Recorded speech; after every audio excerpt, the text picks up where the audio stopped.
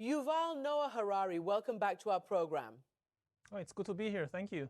Well, these are extraordinary days. I don't know, you have written obviously a lot about history, a lot about what makes us human.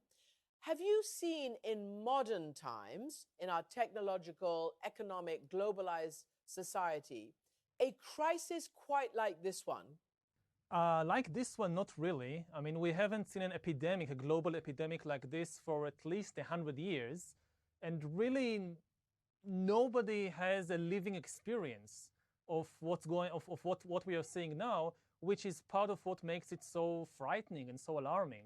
But when you look at the broader perspective of history, then yes, humanity has dealt with many such epidemics before, and we are probably in a better situation than ever before in history to deal with such an outbreak. Because of? Because of modern medicine. When the Black Death erupted in the 14th century, so it swept from China to Britain in about 10 years, killing between a quarter and half of the entire population of Asia and Europe, and nobody had any idea what is happening, what is the cause of the disease, and what can be done about it. Today, with the coronavirus epidemic, it took just 2 weeks for scientists and doctors not just to identify the virus behind the outbreak, but also to sequence its entire genome and to develop tests that at least tell us who has the virus and who hasn't. So there is still a way until we overcome this, but we are, as I say, in a better position than in any previous time in history. But let's not forget that this swept from China to Britain to the United States within a much, much shorter period of just a few months.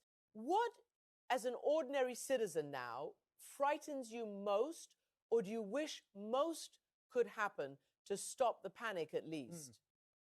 I think the worst thing is the disunity we see in the world, the lack of cooperation and coordination between different countries, and the lack of trust, both between countries and also between the population and the government.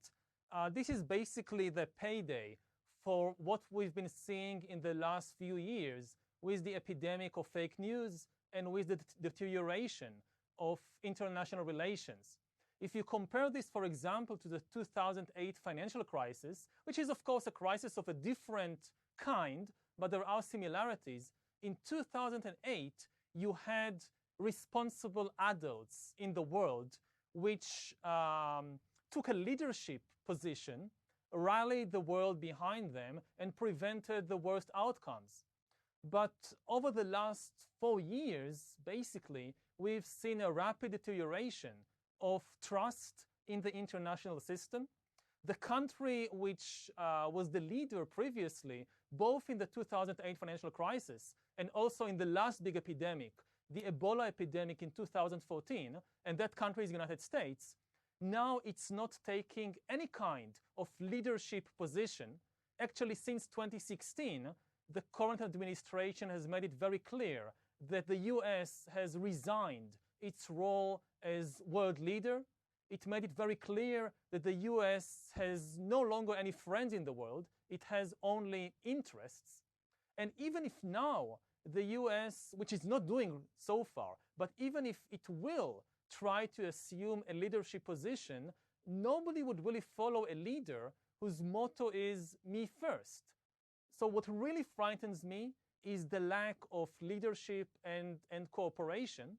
And what people should realize is that the spread of the epidemic in any one country threatens the entire world because of the danger that if we don't contain this in time, the virus will evolve.